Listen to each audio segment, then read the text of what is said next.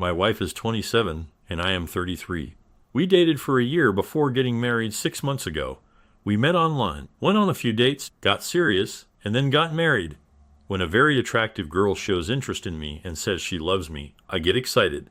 I was so happy I couldn't see clearly. Before this, I would have done anything for her, and she knew it. I work a lot because I own a small business and travel frequently for work, so I was never home during the week. I was making $150,000 a year before taxes, and she didn't work, so she depended on me completely. She's a bit lazy, but I allowed it. She also never really liked cooking, cleaning, or taking care of the house, so I wasn't surprised that not much got done. 6 months into our marriage, my wife told me she was pregnant. I had to stop everything and come home. The next day, I took her to a clinic, and they confirmed she was 2 months pregnant. A week later, I came home from the office to grab something I needed for work. Her car was in the garage, so I knew she was home. I heard noises coming from the bedroom and followed the sound. Before I reached the bedroom, I already suspected what was happening. They made it easy for me by leaving the door open. I walked in and saw her with another guy. She said, "It's not what it looks like," even though she was 2 months pregnant at the time. Words can't explain how I felt seeing her with another guy in our bedroom. I had been preparing myself to become a dad. I have built my world around her, doing everything to make her comfortable, and there she was, sleeping with another man in my bedroom. Now I know what she's all about. They both looked at me as I looked at them in shock. I turned around and walked away from the room as she jumped off his horse to tell me that I didn't see what I just saw, like I was some stupid dimwit. I composed myself and went ahead and grabbed what I needed.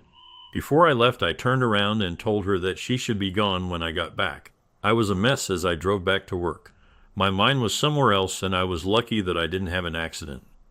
I thought about all the times she said she loved me and realized it was all lies. I honestly had no clue, but my job and being away during the week made it easier for her to cheat.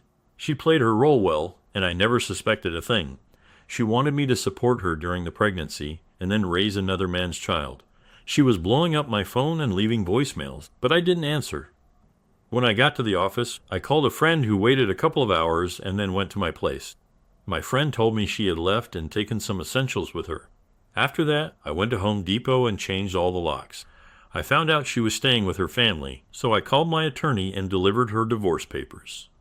My dad gave me crucial advice: keep my mouth shut. He told me not to answer calls from her friends or family and to be polite if I heard from mutual friends.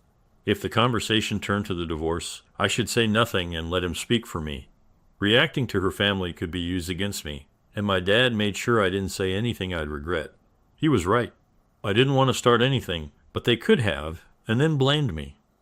We arranged for her to text me when she wanted to pick up her things. The following weekend, my friend stood in for me while she took the rest of her stuff. She hit back by hiring a divorce lawyer and asking for $20 a month in alimony for 5 years. She claimed the baby was mine, needed money to support herself, and wanted me to keep her on my health insurance.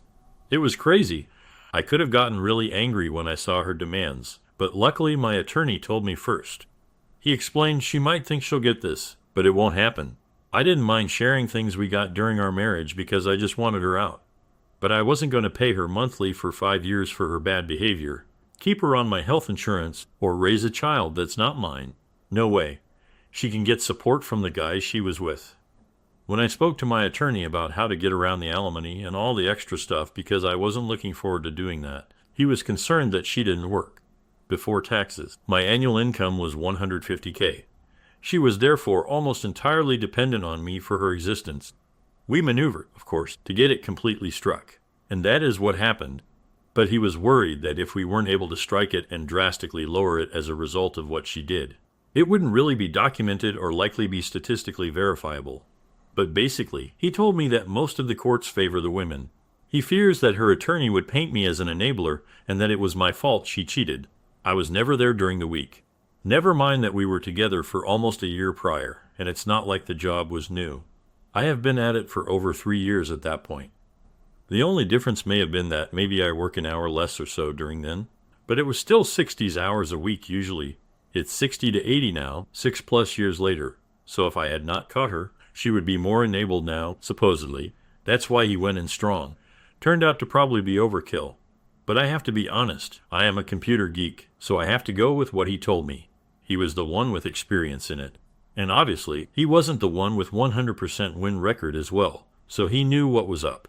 My attorney was looking for evidence of infidelity to help my case in the divorce, so he recommended that I hire a PI to gather some more evidence we could use in court to help though I paid him directly. $2K. To say that he did his job well was an understatement. He handled everything so well that I hoped I'd never have him against me in a similar situation. He checked up on me too, not like he did with her, but just to make sure I wasn't hiding anything, for the attorney's sake. If we divorced and I couldn't prove she was at fault, I would have had to support her for a few years, usually around 5. But it could be until she remarried, though that's rare nowadays. Not long after hiring the PI, he caught her with the same guy I found her in bed with. I should have canceled my credit cards, which she had access to. That night, she maxed them out with her lover, spending around $5,000. These weren't high-limit cards. They were just for boosting my credit score. I'd been living off cash for a while because I was earning well, which is why I forgot about the cards. A month later, she called me. The PI found out she had been cheating throughout our entire marriage and even before it. He found 2 guys she had been with and dumped. They agreed to sign affidavits with my attorney. The investigator also took a lot of pictures as evidence. From the testimonies from the affair partners, we found out that my 60-80 work week played right into her plans. She didn't screw around on the weekends, and the boyfriend she had knew it. It was well planned out by her. When the private investigator talked to the 2 that she had ticked off enough to write affidavits, they were pretty open about that. You didn't call her or text her unless she did first, etc. The PI is what saved me. He was able to locate prior people she had dated, and 2 of them were mad enough to sign sworn statements stating that she cheated on me and knowingly doing things to prevent me from knowing. I think alimony in some situations works. Like in a relationship where the man or woman makes significantly more money than the other or the one spouse doesn't work, and they are married for 10+ years. The spouse not working or not making much would be a disadvantage in the job market. Because of large breaks in unemployment, most employers will look at that and hire someone more recently employed. In that case, I would understand supporting income for say half the duration of the marriage term. But in my case, she's the one who cheated. I didn't see it. I wasn't going to reward her for her deception and behavior that ended it.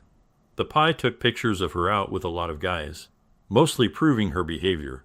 They were not really needed, but part of the process is tracing back by talking to some of them and getting 2 of them who felt jilted by her because she dumped them were the ones that influenced the judge's decision.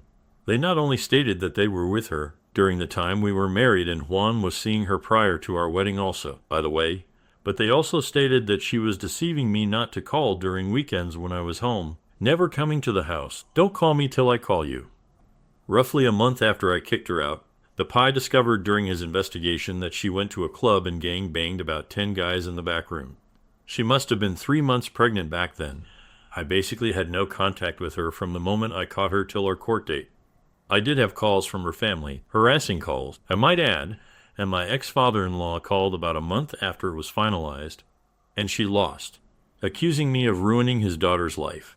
I gave him a chance to vent before offering to have the lawyer email him a copy of the information the PI gathered. She represented me as her, of course. She caught me in bed with one of her female friends when I was the one dozing off.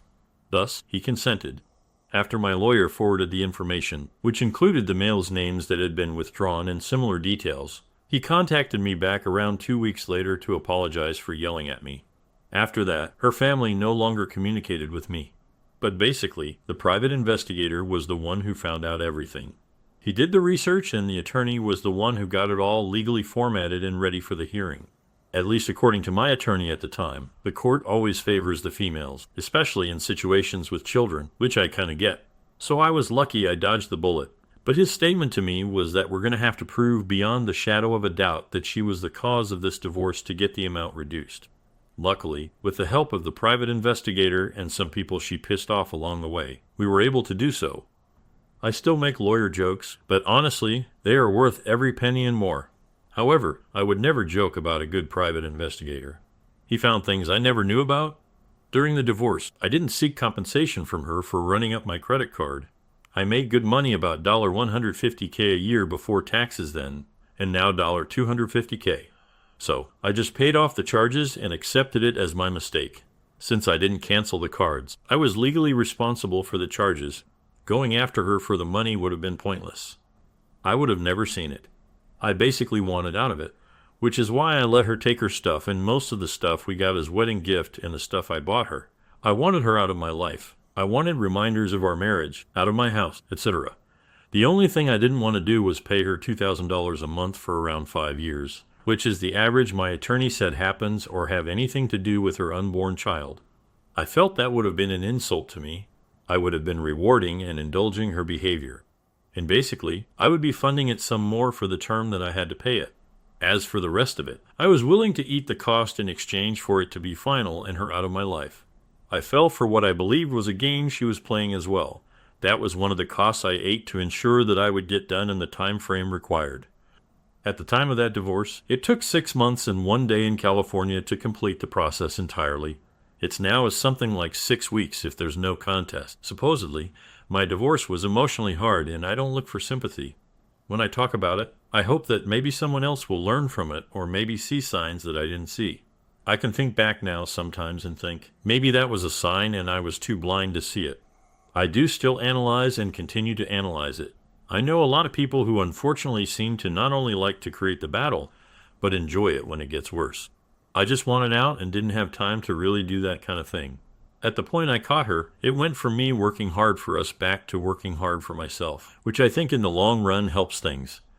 I had more time to myself. It would probably have been more tempting, the attorney all told. It cost about $12,000 or 6 months of alimony. The attorney told me I would have probably have to pay her for about 5 years monthly, so I saved quite a bit on that for sure. It's possible it could have gone longer than that had the judge ruled for it. Basically his call.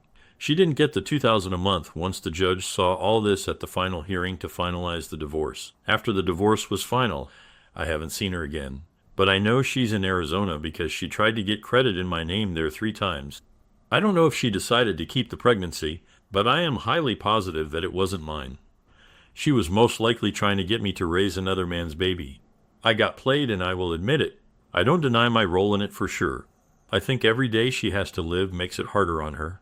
Although she doesn't know me anymore, obviously. She knows that she had it well, but she played her game and lost. I kept right on going, slowly growing the business I partially owned and my income as well. I think her knowing that possibly finding out someday or maybe through the grapevine, she could very well still communicate with some of our common friends, but I don't ask them if she does. Yeah, she hurt me. Yeah, she tried to insult me. She wanted money as a reward, but she didn't get it, and I'm still going strong. I think that's a harsher punishment than anything else. Death would be too easy for someone like her. Some people think I should have reacted differently when I caught them in my bed instead of walking away. I understand what they're saying. I was there, and I thought about it. But later, I realized it was best to turn around and walk out. Instead of starting a fight or worse, I could have easily gotten physical. I'll be the first to admit that I got scammed. The more I think about it, the more I believe she never loved me. I was just a meal ticket for her. I'll admit my part in it. I set things up perfectly for her by never being home during the week. When I did come home, I was exhausted and ready for bed. All she had to do was make sure she got home before me and was asleep when I arrived. I always told her about my schedule, so she knew where I was. I was tricked and went along with it. I'm just relieved that my recent STD test came back clear. Second story, I need advice. Is this cheating? Long story short, my boyfriend still talks online to a woman he slept with while he was on holiday last year. We didn't know each other then. We started dating in March 2024. One night at 2 a.m., he got a video chat request from her. I asked him not to talk to her. A few days later, he got a parcel from her, just random stuff. I didn't know they had slept together yet. When I asked about it, he said he just knew her. I asked if it was all platonic, and he said yes. I asked directly if they had slept together, and he finally said yes. I told him that I wasn't comfortable with this woman, who calls him baby, sends him parcels from another country, and calls him all the time. I said it should be more important for him to focus on us rather than keep a connection with her. He just said okay. He thinks I'm trying to tell him what to do. But surely it's common sense that this is not okay, and it would make me uncomfortable.